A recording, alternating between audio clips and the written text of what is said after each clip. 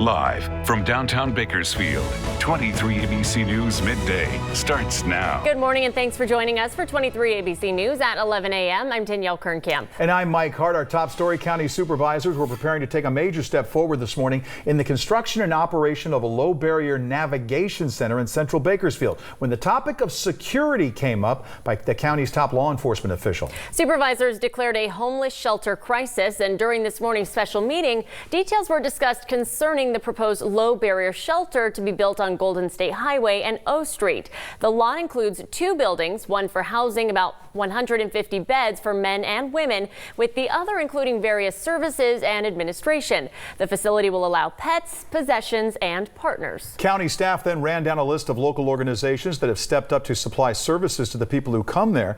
Officials say the project has a fiscal impact of $4.3 million with an operational budget in there of $1.3 million. But during public comment, Sheriff Donnie Youngblood stepped up and talked about the need for greater vigilance when it comes to safety of the people at the facility. I'm in support of this. I think that it's a step in the right direction, but never lose sight of the fact that we're dealing with a large percentage of these people that have drug issues, are under the influence.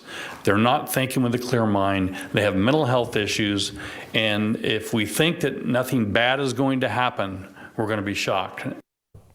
The proposed plan included 2 security guards 24/7 with security cameras throughout the facility. During public comment, Lewis Gill with the Bakersfield Homeless Shelter and outgoing city manager Alan Tandy applauded the county's project, while each promised big announcements for the city shelter and the homeless center in the days and weeks to come. However, several people stepped up, including Kyle Carter, owner of the Bakersfield Music Hall of Fame, just a few blocks away from the proposed site, to express concern about the location, the cost, and security. Supervisors just moments ago asked staff to go back and come up with a security plan to deal with these concerns that the sheriff and BPD would sign off on.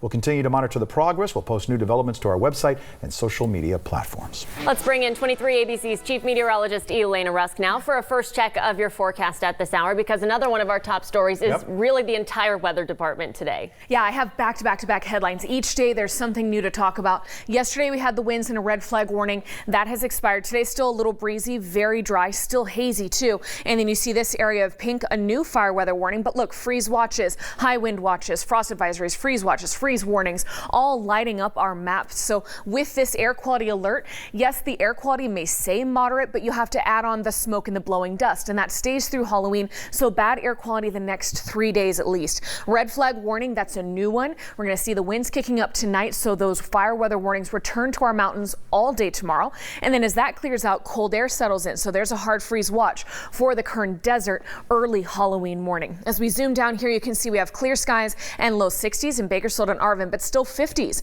for the rest of the valley. And look at that, Breckenridge still at 39 this morning. It's almost lunchtime, so that's a sign of the cool air filling in. Later today, we briefly get to 70 here in Bakersfield. That's down below average. Tomorrow, even cooler. But the big story, the return of those Santa Ana winds for your Wednesday. Take a look at that and your trick-or-treating forecast for Thursday coming up. With California facing what's being called a historic wind event, Pacific Gas and Electric is preparing for more power shutoffs. And this morning, PG&E says nearly 1,000 Kern County customers could be impacted. This morning, PG&E announcing that 600,000 customers could possibly have their power shut off in central and northern California. Of those, nearly 840 residents in Lebec could be subject to public safety power shutoffs. If that were to happen, those residents could lose power starting at 9 tonight. PG&E says it will continue to monitor forecasts to determine if and where shutoffs are necessary.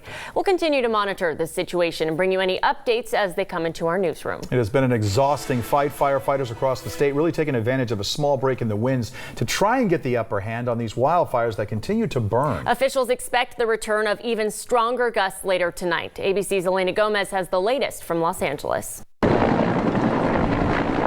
Crews in Los Angeles battling massive flames from the air, now getting some help from Mother Nature. The strong Santa Ana winds relenting yesterday afternoon, allowing firefighters to slow the spread of the flames. It was pretty scary. I mean, 2:30 in the morning, you don't expect a phone call from your daughter at school. Thousands of residents evacuating, firefighters using new technology to fly over the fire and identify a perimeter to see who was safe now and who needed to leave their homes. Now, millions in the potential path of the flames are watching and waiting. Meteorologists calling it the biggest Santa Ana wind event of the year.